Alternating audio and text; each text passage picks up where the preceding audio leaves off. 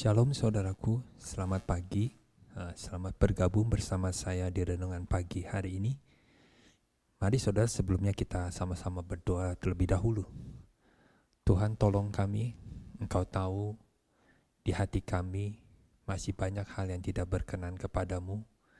Engkau juga mengetahui pada saat kami datang di hadapan-Mu, motivasi kami belumlah sempurna menurut kehendak-Mu, belumlah sempurna berkenan di hati-Mu. Tolong Tuhan luruskan hati kami, perbaiki hati kami, kiranya kebenaran-Mu menolong kami untuk kami benar-benar Tuhan datang dengan ketulusan di hadapan-Mu Tuhan. Dalam nama Yesus kami berdoa, amin. Saudaraku, tema yang saya angkat hari ini saya bagi dalam 2 kali pembahasan, di mana tema yang saya angkat berjudul fokus doa, yaitu apakah untuk urusan kita atau untuk urusan Tuhan. Nah, saudara kalau ingin mendengar video-video saya yang lain yang saya sudah upload di YouTube, saudara bisa masuk, coba mencari di channel saya, yaitu di Renungan Rohani Berseri. Renungan Rohani Berseri. Nah, di sana sudah ada banyak pembahasan yang saya sharingkan kepada saudara yang ingin mendengar. Dan beberapa tema, contohnya di tema yang sebelumnya, yaitu jika pamer mujizat, rumah Allah bisa menjadi rumah dukun. Tema ini sangat menantang sekali dan semoga juga membuat kita semakin berhati-hati, semakin berjaga-jaga agar kita tidak menurunkan standar kesucian rumah Tuhan. Dan tema yang selanjutnya, sebelumnya juga saya sudah pernah upload di YouTube, di Renungan Rohani Berseri, channel yang saya buat itu, yaitu minta berkat, berarti siap untuk hidup saleh. Semua tema-tema yang saya angkat di channel saya, yaitu Renungan Rohani Berseri, itu semua saling berkaitan satu dengan yang lain. Akan sangat membantu sekali kalau saudara mendengarkannya secara secara terus-menerus, karena pembahasan-pembahasan saya selanjutnya itu akan membantu saudara semakin mengerti dengan sempurna apa yang saya maksud. Nah, mari saudara kita langsung masuk di pembahasan hari ini. Fokus doa itu sebenarnya untuk urusan kita atau untuk urusan Tuhan. Saudara, saat kita ingin memahami firman Tuhan, perhatikan, kita harus memperhatikan beberapa prinsip rohani. Yang kali ini saya angkat adalah ada 3 poin. Prinsip rohani, yang namanya prinsip, saudara, itu tidak boleh gampang digoyahkan, gampang ditawar-tawar, gampang dikompromikan dengan segala sesuatu hal, dengan segala kondisi. Namanya juga prinsip. Nah, saat saudara ingin memahami firman Tuhan, prinsip ini, prinsip rohani ini harus saudara pegang dan tidak boleh digoyahkan atas alasan apapun. Mau alasan kondisi, situasi, kehidupan saudara, atau atas alasan-alasan lain dan yang bersifat kewajaran. Prinsip yang pertama, kita ingin hidup menurut pimpinan Roh Kudus. Jadi saat saudara pengen mengerti firman Tuhan, ingat, ini firman Tuhan. Ini berbicara tentang kehendak Tuhan. Memang betul, kita manusia tetap masih bisa punya keinginan, yang boleh dikatakan keinginan bebas. Saudara tetap bebas memilih apa yang saudara inginkan. Tetapi setelah saudara menemukan Tuhan Yesus, menjadikan Dia juru selamat saudara pribadi, ya saudara harus mengerti tentang hal ini. Hidup saudara sudah berubah, tidak sama seperti dengan hidup yang dulu sebelum mengenal Yesus. Setelah kenal Yesus, maka kita mau dengan sukarela, dengan ketulusan, kita mau menyesuaikan keinginan kita dengan keinginan Tuhan. Yang dimana kita kadang-kala banyak hal yang kita tidak tahu tentang kehendak Tuhan. Nah, itu kenapa kita diberikan Roh Kudus. Roh Kuduslah yang akan memimpin kita untuk mengerti seluruh kehendak Tuhan. Nah, kalau saudara ingin mengerti kehendak Tuhan, ya harus dengan disertai tekad saudara mau menyesuaikan keinginan saudara sesuai dengan pimpinan Tuhan.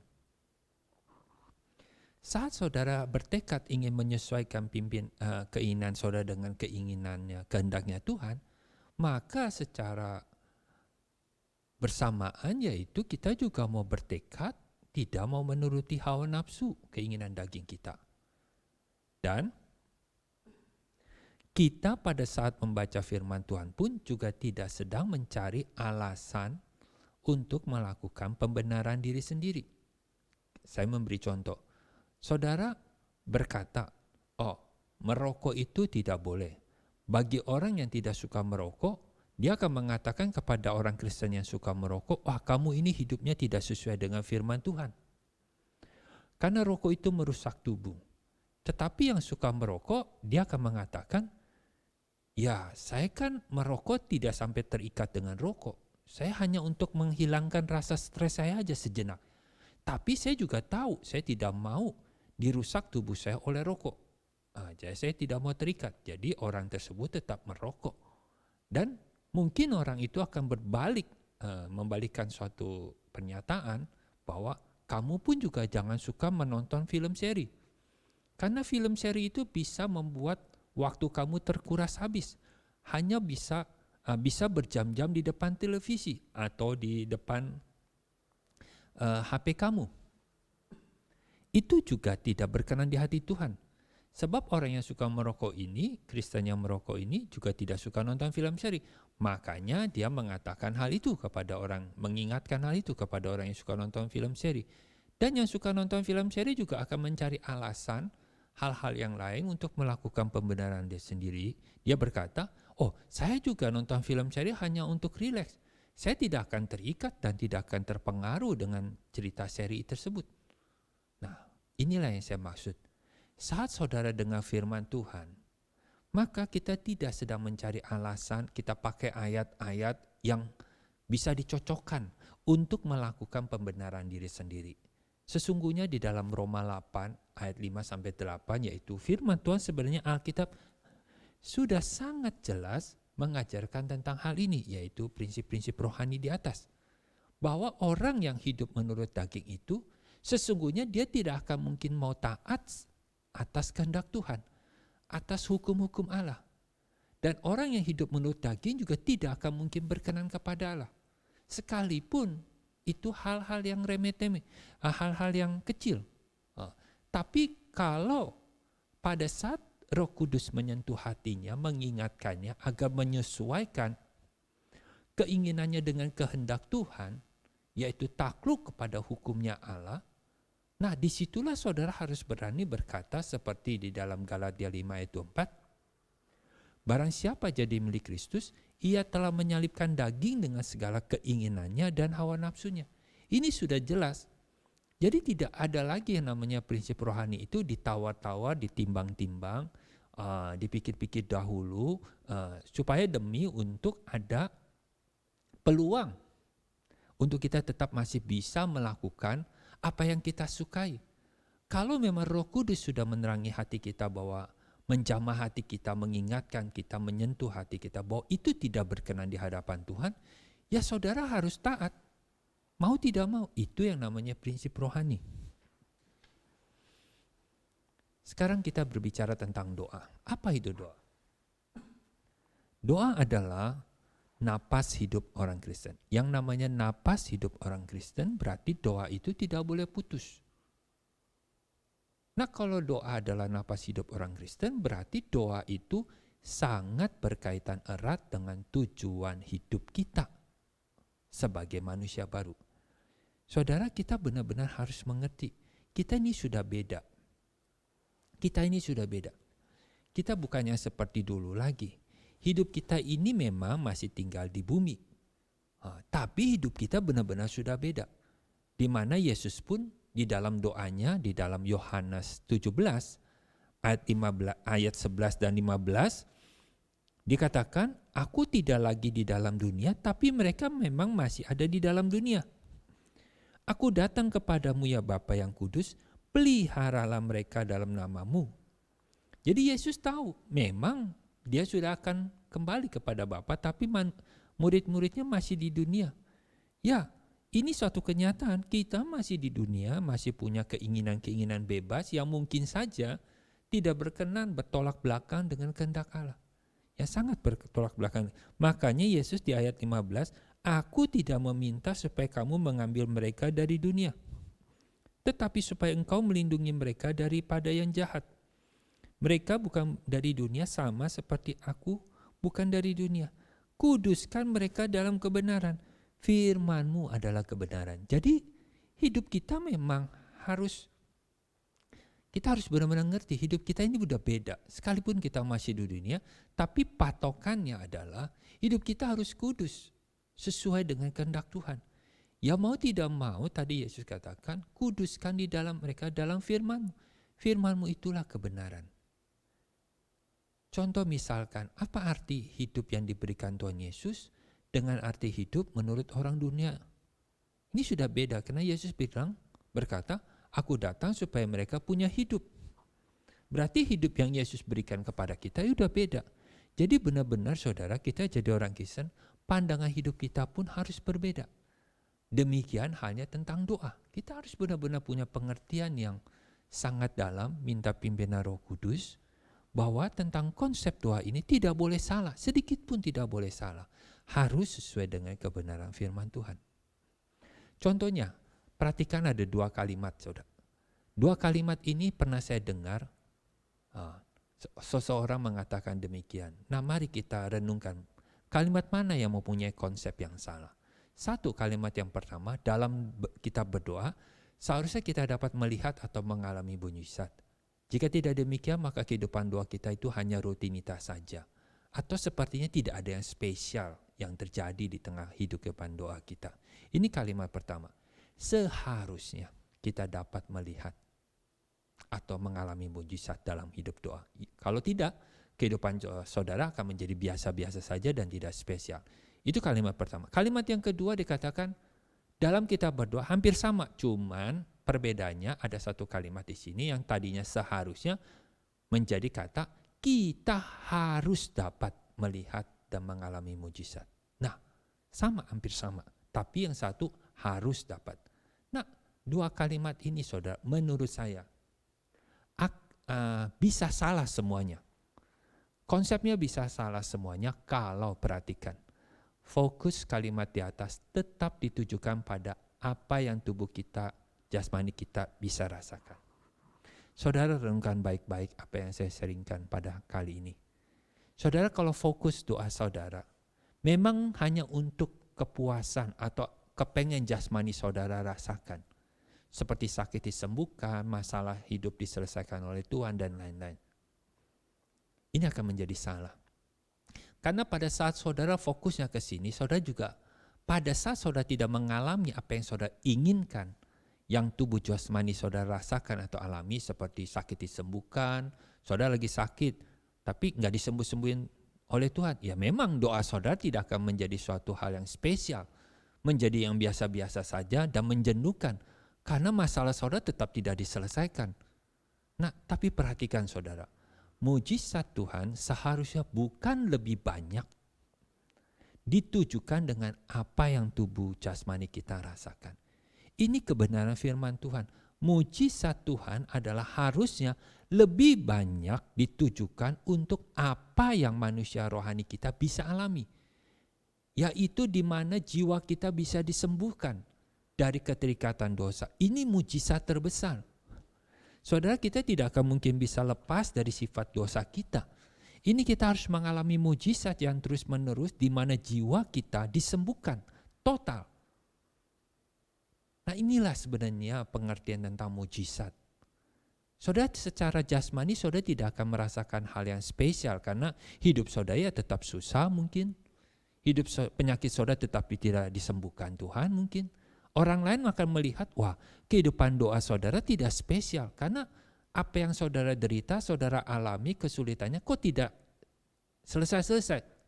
Tetapi kalau fokus saudara pada manusia batinnya saudara, saudara tidak akan terikat, tidak akan merasa merasa bagaimana gitu. Saudara akan merasa damai sejahtera di hati saudara. Karena jiwa saudara yang disembuhkan, saudara bisa melepaskan keinginan nafsu saudara. Saudara masih bisa dalam kesusahan bersyukur dengan tulus di hadapan Tuhan. Nah, kalimat di atas ini akan tambah salah kalau diucapkan hanya mencari pembenaran diri sendiri. Kalau memang saudara yang suka mencari mujizat, yang kepengen doa-doanya kesulitannya disembuhkan, ya tentu saudara akan menganggap kalimat di atas yang tadi saya katakan, baik mau dikatakan seharusnya atau harus mengalami mujizat, saudara akan merasa itu kalimat tidak ada yang salah. Dan bahkan karena atas alasan ini, misalkan ya, wajarlah orang kalau datang ke gereja mencari mujizat kesembuhan, wajarlah semua orang datang ke gereja mencari pertolongan Tuhan, kan memang begitu yang dikhotbahkan di gereja. Pendeta juga ngomong, marilah semua yang letih lesu datanglah kepada Tuhan. Marilah saya akan doakan, mari kita sama-sama berdoa, Tuhan tolong, pertolongan. Itu kan semua diucapkan di gereja. Ya masih wajar lah. Karena hal tersebut masih dikategorikan masih berkenan di hati Tuhan. Saudara perhatikan, semoga saudara juga bisa menerima, merasakan apa, mengerti apa yang saya katakan.